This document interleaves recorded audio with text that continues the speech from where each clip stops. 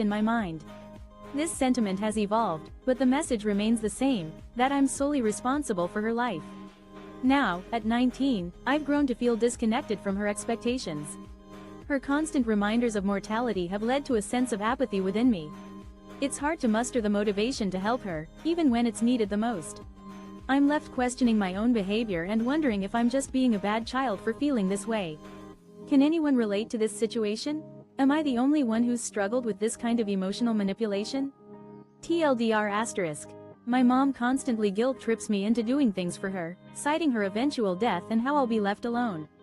This has led to feelings of apathy and I'm questioning my own behavior. My partner's dad made me a sandwich. It sounds so dumb and insignificant to say it, but it made me tear up. My dad used to make me and my mother cook him food, because if we didn't he'd go eat takeaway, which he wasn't supposed to do because he had a heart condition. A seemingly simple act of kindness from my partner's father left me emotionally moved. He handed me a sandwich from the refrigerator, a gesture that resonated deeply within me. My own paternal grandfather had a long history of placing himself first, often expecting others to cater to his needs. He'd instruct my mother and me to prepare his meals, insisting that he was incapable of cooking even the simplest of tasks, like pouring cereal. His health condition had necessitated a diet of home-cooked meals, but it also instilled a sense of dependency that extended beyond his physical limitations. As a child, when my mother was away, I was left to fend for myself, making my own meals and packing my own lunch. It was a lesson in self-reliance, but one that also left an indelible mark on my heart. Today, however, as I walked downstairs and my partner's father handed me a neatly cut sandwich, I felt a lump form in my throat. It was a small act, yet one that spoke volumes about the kind of father he is. The way he had taken the time to cut the sandwich into 4 squares touched me in a way that words cannot. TLDR: the narrator is touched by a small act of kindness from their partner's just update. I went to 2 stores along the route and one was run by this cute older couple. So I told them this was my husband's favorite store and he is homesick and I wanted to surprise him with his favorite tea. A change in plans for the day. I wanted to update you on my latest situation. I had planned to visit a specific store along my route, but I found myself detouring to 2 other liquor stores instead. At the first store, I met a charming older couple who ran the place. I confided in them that my husband is a regular there, and he's currently unwell at home. I wanted to surprise him with some of his favorite items from their store, so I showed them a picture of him. They were familiar with his face and kindly offered to show me the selection of alcohol. The second store I visited was also a liquor store, and I couldn't help but notice that it was one of the 2 places I had stopped. Upon returning home, I decided to investigate further by rummaging through our barrels and the car in our driveway, which hasn't been running lately. What I found were empty nips and bottles, which suggested that my husband may have been secretly indulging in his vices. As a result, my husband and I have decided to take some time apart, at least until he can get his life back on track. My boyfriend passed away yesterday. He went out to a lake with his friends and drowned. His body was not found for 4 hours. We were together for a year. We were supposed to move in together this summer. We had tickets to see our favorite artist next month. He was only 24. Why? Yesterday was a day that will forever be etched in my memory. The news of my boyfriend's passing has left me reeling, and I'm still struggling to come to terms with it. He had gone out to a lake with his friends, and despite their efforts to save him, he tragically lost his life in the water. His body was discovered hours later, after a long and agonizing wait. We had been together for nearly a year, and our future was filled with promise. We had plans to start a new chapter together, moving in and building a life. We even had tickets to see our favorite artist, a dream we were eager to share. His vibrant spirit and infectious enthusiasm had captured my heart, and I was deeply in love with him. He was so young, full of life, and his passing has left an unbearable void in my life. I find myself oscillating between numbness and fleeting moments of anguish. I text him, hoping against hope that he'll respond, that this will all be a terrible dream and he'll walk through the door, alive and well. I know, intellectually, that he's truly gone, but my mind and heart refuse to accept it. It's as if I'm stuck in a perpetual state of suspended tales from the parking lot. Mr. Roboto, today there is an event at 3, a hockey game. Usually a pretty big mix of people. I just had the weirdest customer ever pull in. Dude pulls up. Roboto. How much is parking? Me. DFUQ, $10 sir. He then proceeds to do slow-mo. A night in the parking lot. Mr. Robato's visit tonight. A bustling event is scheduled at 3 a hockey match, drawing a diverse crowd. In the midst of this excitement, a most unusual customer arrived. A gentleman pulled into the parking lot. Mr. Robato pauses. How much does parking cost? Me. Surprised. $10, please. The individual responded in a peculiar manner, mimicking a robot's movements. The sounds were a mix of whirring, hissing, and buzzing noises. Mr. Robato. ZZZT. CCHHH. VVVV. Shaw. Here, you, go, human, me. Taken aback. Thank you. As the vehicle drove away, I caught a glimpse of a young boy in the back seat, radiating joy and clutching a toy robot. His beaming smile spoke volumes about his father's thoughtfulness. TLDR, a customer named Mr. Robato visited the parking lot, showcasing his robotic persona by mimicking its movements and sounds. Amidst his unusual behavior, a heartwarming moment occurred when a young boy with a physical disability in the back seat was seen smiling, holding "I hate people who defend narcissists more than I hate the narcissist cause without other people they have no power. But they surround themselves with impressionable, weak-minded idiots who can't think for themselves. As a result, the narcissist can do no wrong."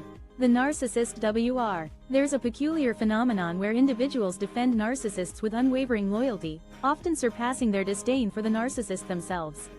This dichotomy arises from the narcissist's clever manipulation of those around them. By surrounding themselves with impressionable and naive individuals who lack critical thinking skills, the narcissist is able to maintain a facade of invincibility. Any criticism or wrongdoing levied against the narcissist is swiftly discredited and attributed to the complainant's supposed flaws. For instance, if a narcissist has wronged someone in the past, that person is likely to be portrayed as a liar or an individual holding on to past grievances, thereby rendering them the bad person in the eyes of their admirers. Conversely, if the narcissist engages in even the most trivial behavior that might ruffle their feathers, these followers will mercilessly condemn the person who dared to challenge the narcissist's authority. This stark disparity in treatment is a testament to the insidious nature of narcissistic manipulation, where the narcissist skillfully cultivates a cult-like following of individuals who blindly adhere to their every whim. TLDR. People defending narcissists often demonstrate more hostility towards those who criticize the narcissist than towards the narcissist themselves, revealing the narcissist's ability to thought he forgot my birthday. He hates his own birthday. Like, do not say happy birthday at all, please. Levels of hate. Just not his thing. He hadn't mentioned my birthday at all, and I thought he might have forgotten what day it is due to how busy he's been late. It seemed like he had forgotten my special day.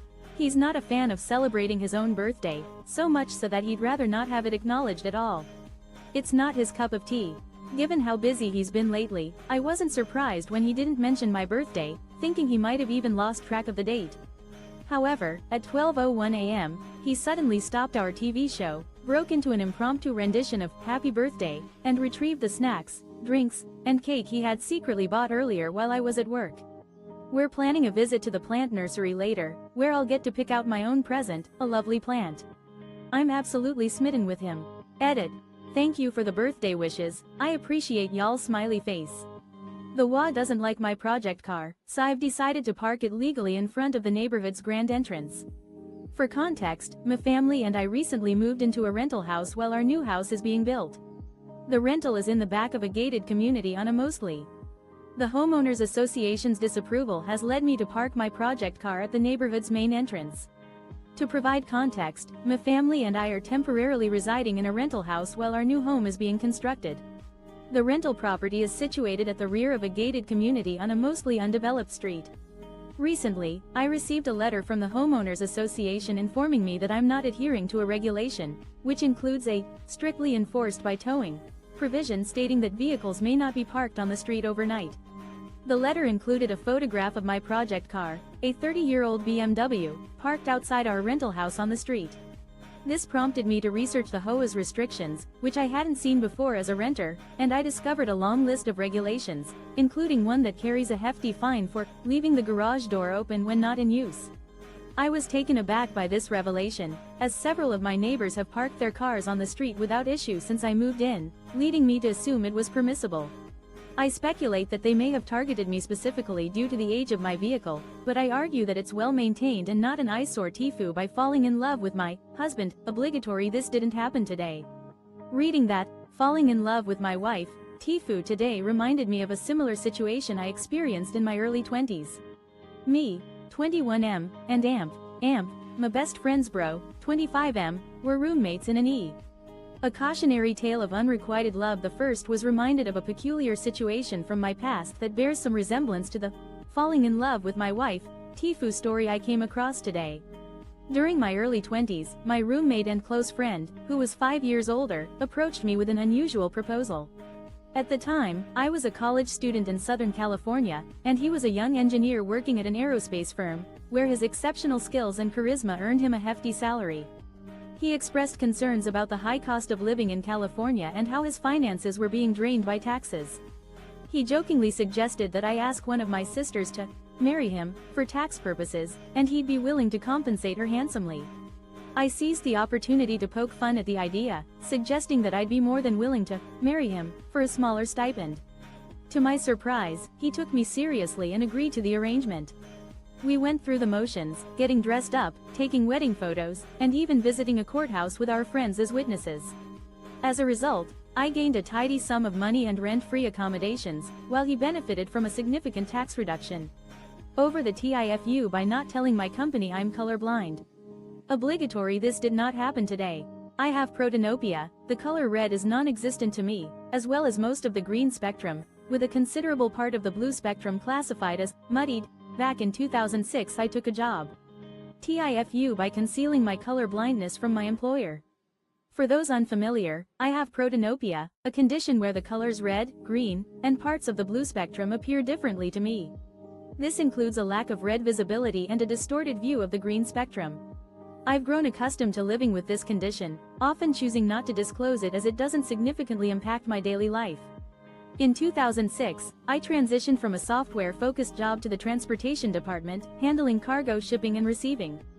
After being laid off from my previous role, I took a chance and joined a smaller air cargo company with a team of less than 10 people. I quickly adapted to the new environment and began to excel in my responsibilities, particularly in negotiating costs for cargo transport. As time passed, I became an integral part of the team, handling various tasks with ease. However, my color blindness soon became a liability. During a task in the records room, I was instructed to sort and file waybills into designated folders, labeled as either international or domestic shipments. I completed the task efficiently, sorting through 6 months of backlog in a day and a half. The mistake that would lead to my downfall was my inability to distinguish between the red AITA for refusing to help my neighbor and her 2 young children when their wipers were frozen. I, 59M, live in a major city in Ontario, Canada. I live in a small subdivision and have 5 neighbors total on my street. For the past few years during the winter when we're getting Am I the asshole for not assisting my neighbor when her car windshield wipers were frozen? I'm a 59-year-old man living in a major city in Ontario, Canada. Our small subdivision has 5 neighboring families on the same street. For the past few years, during heavy snowfall, I've made it a point to check on my neighbors' cars before heading out for my overnight shift. I've been putting up the windshield wipers on my wife's car and the rest of our neighbors' vehicles, as many tend to forget or overlook this task, especially those with young children. This gesture has earned the appreciation of my neighbors, and we've developed a sense of community in our area. Some of them have even started doing the same for others. However, a new family moved in recently, and I've had only one prior interaction with the couple. Last week, it snowed heavily, and we were expecting significant accumulation. As I was leaving for work at 9 p.m., I decided to check on my neighbors, including the new family. I approached their house, hesitant but still willing to help, and put up the wipers on their pickup truck. Unfortunately, the husband came storming out and aggressively demanded that I leave his property and not AITA for canceling the birthday party I planned to throw for my wife after what she did. I am 36, remarried after my late wife passed away. I have a son, 15. My current wife and I have been together for 2 years. She generally has a good relationship with my son, although they tea. Was I in the wrong for calling off my wife's birthday celebration after what she said? I've been married to my current wife for 2 years, ever since my first wife passed away. I have a 15-year-old son from my previous marriage, who has a passion for woodworking. He's been learning this skill from his grandfather and enjoys making handmade wooden items as gifts. To celebrate my wife's upcoming birthday, I had planned a special dinner at an upscale restaurant. The day before the event, my wife saw a wooden tree my son had made with our names on it, which he intended to give her as a gift. When she spoke with him, she mentioned that she appreciated the thought but asked him not to bring the gift to the restaurant. I didn't understand her reasoning at the time, but when my son shared this with me, I felt compelled to confront her about it. She explained that she thought the gift looked silly and didn't want it displayed in the restaurant in front of her guests. I was taken aback by her response and called her out for being insensitive to my son's efforts. She insisted she wasn't ashamed of his gift but simply didn't want it to be seen in a specific setting. I told her not to worry about it. Neighbor is shit bombing my front yard update. I'll be sure to post updates, so please stop PMing me or replying to my comments. Post history outside of this sub asking me to do so or suggesting I shit bomb them back. My wife noted that what we think might be his kid comes a. My front yard is being deliberately soiled by our neighbor. Update. I'll post updates here for transparency and to avoid any confusion. Please refrain from PMing me or responding to my comments with unrelated suggestions. We've observed that a child, likely the neighbors, visits our neighborhood frequently. Given our desire to maintain a positive relationship and the possibility that our neighbor is facing difficulties, we're choosing to address the issue through conversation before exploring more formal avenues. Updates will follow. Original post. I'm seeking advice on how to handle a frustrating situation in Idaho. And AMP X200B, our neighbor across the street has been letting his dog defecate in our front yard. The issue began a few weeks ago when I saw him walking his dog into our yard while I was working in my garage. He didn't notice me, but this unusual behavior caught my attention. Since then, my wife and I have noticed an increase in dog waste, which we attribute to careless dog owners walking their pets in our lawn. However, my wife had been picking up after our own dog regularly, so we suspected something was amiss. And AMP X200B. This behavior recurred a week later. As I watched the neighbor walk his dog into our lawn, I called out to him AITA for giving a company my honest opinion on their interview process when they asked for it. I applied for a job a few months ago. It was a completely online work from home job regardless of the current situation, so all communication and process was done online. Was I the a-hole for giving my honest feedback on a company's interview process after they asked for it? I had applied for a retail consultant position a few months ago, which involved providing advice to online shoppers. The job was completely online and allowed for remote work, just like most companies were doing at the time. The company's hiring process started with an email inviting me to an online interview. The interview was scheduled for the following week via Zoom. When I joined the call, I was surprised to find 30 other candidates were also participating. The hiring representative instructed everyone to mute their microphones and listen attentively to a lengthy presentation about the company's history, finances, and goals. The presentation lasted for 2 hours, after which the hiring team announced that they would be selecting 5 candidates to move on to the next step based on our facial expressions during the presentation. Following the presentation, the company asked us to write a 3-page essay on a topic of their choice within a 2-hour time frame. After submitting the essay, I received an email informing me that I wasn't selected for the next round, along with an attached survey about the interview process. The survey asked for our honest opinion on the interview process, which I provided. I expressed my disappointment with the lengthy AITA for cutting off support to my daughter. I, 52M, have 3 children with my ex Tracy, 50F, Michael, 28M, Linda, 25F, and Victoria, 23F. We split because Tracy had an affair with Stan, 55M, to whom she is now married. We never shared with the kids the reason for the divorce fallout. Am I the villain for cutting off support? As a 52-year-old father, I have been navigating the challenges of co-parenting with my ex-wife, Tracy, since our divorce 15 years ago. We have 3 children together: Michael, 28M, Linda, 25F, and Victoria, 23F. The divorce was a difficult process, and I chose not to reveal the reason behind it to our children, hoping to spare them from the pain of blame. However, my efforts to shield them from the truth ultimately backfired. My children witnessed their mother leave the family home and move into a small apartment, while I continued to reside in the house and remarried 2 years later. They perceived me as the bad guy, and Tracy and her current husband, Stan, allowed them to do as they pleased, whereas I maintained discipline and ensured their needs were met. It took time, but my 2 eldest children eventually came to realize that I was not the villain they thought me to be. Michael discovered that Tracy had not set aside any money for his college education, as outlined in our divorce agreement, and Linda realized that her poor grades would prevent her from attending her desired program. In contrast, my youngest, Victoria, never seemed to tifu by making my GF sleep on the couch on Valentine's Day obligatory. This happened last night. I went out with my coworkers last night after work and stayed out pretty late. I ate a lot of greasy food and my stomach was feeling it a few hours later. When I got home, my GF tifu by forcing my girlfriend to sleep on the couch on Valentine's Day. As I reflect on the events of last night, I realize I made a mistake. After a long day of work, I stayed out with my coworkers late into the night, indulging in some greasy food that would ultimately come back to haunt me. A few hours later, my stomach was rebelling, and I was bracing for the worst. Upon arriving home, I found my girlfriend already asleep, so I decided to let loose and clear my system of the offending toxins. Unfortunately, my gaseous emissions were more potent than I anticipated, lingering in the air for an unsettlingly long time. Given the late hour, I didn't think much of my nocturnal flatulence, but it would prove to be a costly oversight. This morning, I awoke to find my girlfriend absent from our bed. I entered the living room, where I discovered her peacefully slumbering on the couch. My initial concern about the unusual sleeping arrangements was short-lived, as she revealed the reason for her relocation. She had been awoken at 2 a.m. by a pungent odor emanating from our bedroom, which had given her a headache and made it impossible to sleep. I attempted AITA for using my BF's last name, even though we're not yet married. I've created a throwaway because I usually lurk here but don't have a main Reddit account. This is not a big dramatic situation, but I'm curious about what people will think since this has really divided peep. Am I the asshole for adopting my boyfriend's last name professionally? I've made a Reddit account today to ask for your thoughts on a situation that has been causing tension in my life. It's not a dramatic issue, but it has sparked strong reactions from people around me.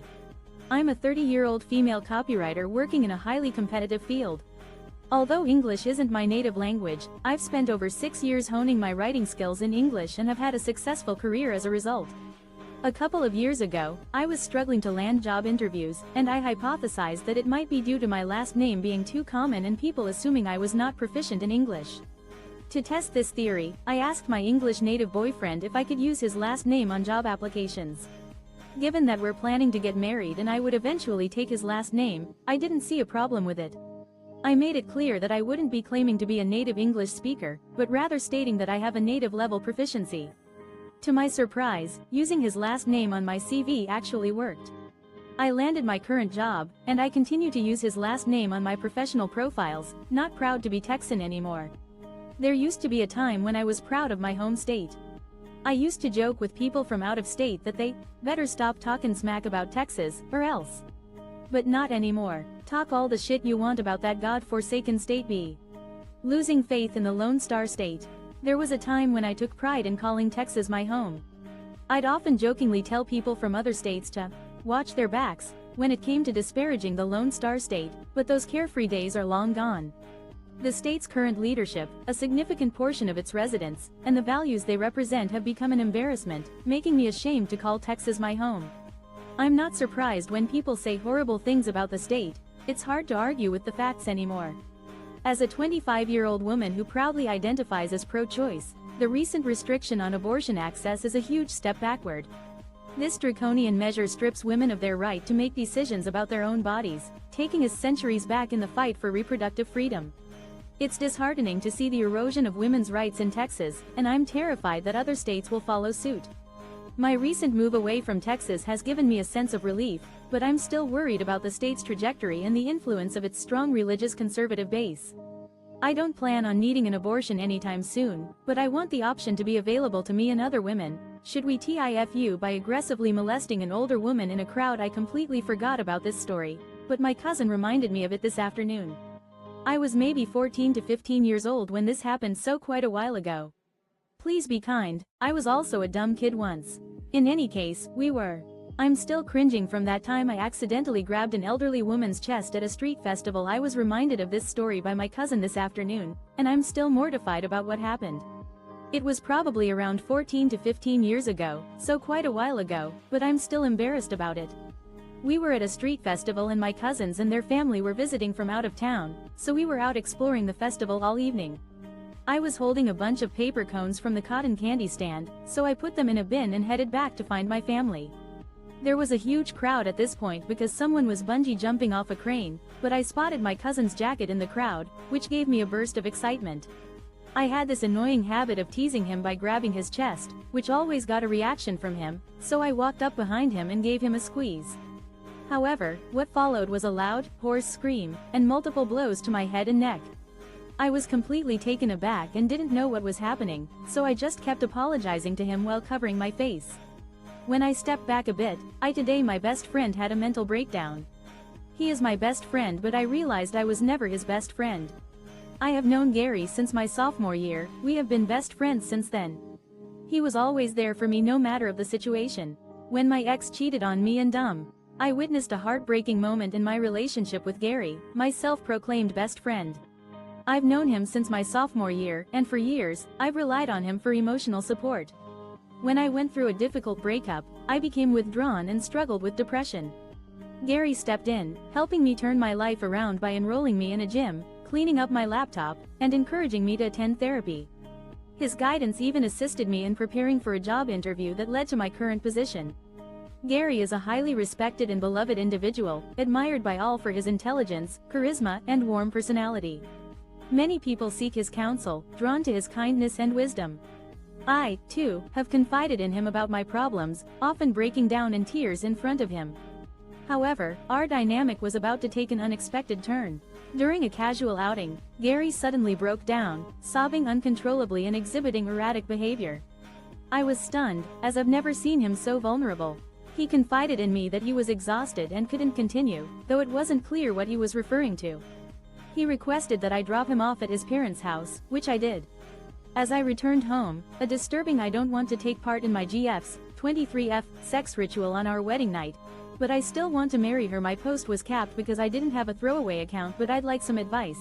So I'm 23M, getting married to my GF, 23F, early next year if all goes to plan. Navigating a cultural quagmire in my upcoming marriage. My situation is a bit complicated, but I hope you can offer some advice. I'm 23 and getting married to my partner, who's 23, early next year. While we're both excited about the union, there's an unexpected cultural hurdle that's been bothering me. I've always been the quiet type, and my partner's family, particularly her cousins, often tease me about our wedding night. It's a bit awkward since I'm certain they know we've been together before, having shared a bed during holiday gatherings. The family dynamic can be overwhelming at times, but they're ultimately warm and caring people. Recently, we started discussing our wedding plans and honeymoon ideas. During one conversation, my partner mentioned that we might not need a bridal suite right away, which seemed a bit unusual. She explained that her family has a long-standing tradition for the wedding night that I wasn't aware of. According to this tradition, the newlyweds enter the master bedroom together, and the rest of the family waits outside, eager to applaud and celebrate their union. A piece of the bed sheet is then cut off and added to a family heirloom tapestry. I was taken aback by this AITA for using my son's savings to get his stepbrother's car fixed. My stepson, 19, got a new car from his bio mom. She and her family are well off, and unlike me, they could afford to buy a car. I'm happy for my stepson, but my son, 17, isn't. In fact, he complains about how am I the asshole for using my son's summer savings to cover the costs of his stepbrother's damaged car? My stepson, who is 19, recently received a car from his biological mother, who has a higher socioeconomic status than our family. My son, who is 17, has been expressing feelings of resentment towards this gift, claiming it's unfair that his stepbrother received such a privilege while he has not. I acknowledge that it's unreasonable for him to expect our family to provide him with similar gifts, but I also understand that teenage years can be challenging and emotionally charged. When my son requested permission to drive the car, I explained to him that it's his stepbrother's property and that he needs to respect that. However, my son continued to make demands and ultimatums, insisting that he should be allowed to drive the car or else it would have to be gotten rid of. When my husband confronted him about his behavior, my son deliberately caused extensive damage to the car, including throwing paint on it, breaking the lights, and damaging the front bumper. Upon discovering the damage, my husband was furious, and my son responded by laughing and giving him the middle finger. I then took the majority of my son's summer savings. I felt kind of silly wearing my mask at the grocery store today because no one else was, until I'm currently living in a small rural area, and I guess news got around that things are starting to lift in other areas because I didn't see anyone wearing masks at the grocery. As I entered the grocery store, I couldn't help but feel a bit self-conscious about wearing my mask, especially since no one else seemed to be. It was a peculiar feeling, like I was the only one who hadn't received the memo that things were easing up elsewhere. My surroundings, though, gave me a different perspective. Living in a small rural area, I must have been out of the loop about the changes happening in other parts of town. It was as if the news hadn't quite reached us yet, because when I walked into the grocery store, not a single person had a mask on. I still had mine securely in place, and I couldn't help but feel like a lone anomaly. However, my gaze fell upon a young boy, probably around 10 years old, and his mother walking down an aisle. To my surprise, they both had their masks on, and I sensed that the boy wasn't too thrilled about it. But then he caught sight of me, and I could tell it made a world of difference. With my tattoos and eclectic hairstyle, I was definitely an unconventional sight, and I think it reassured the boy that he wasn't the only one who felt the same way. As I continued shopping, I noticed the boy walking AITA for refusing to pay for thousands for something my child broke. I live in a pretty small town, so if you don't know somebody directly, you're likely to know a person who knows them, and this is pretty much biting me in the ass right now. My husband and I are looking to up. Am I the terrible person for refusing to pay for something my child accidentally damaged? Living in a close-knit community has its drawbacks, and I'm experiencing that right now. My husband and I are in the process of looking for a larger home to accommodate our growing family. We've been attending several open houses in the area, and our most recent visit was marred by an unfortunate incident involving our 4-year-old daughter. While we were viewing the property, my child wandered off and picked up a bright, flashy mask that was carelessly left out on a table.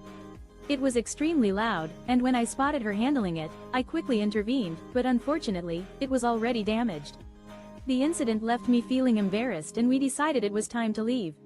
A mutual acquaintance of ours, who is connected to the homeowner, witnessed our hasty departure and subsequently informed the homeowner that she had seen me rushing out of the house. However, when the homeowner returned to find the mask broken, she was quick to contact me and demand that I compensate her for the damages. Her price tag? An outrageous sum of over $4,000.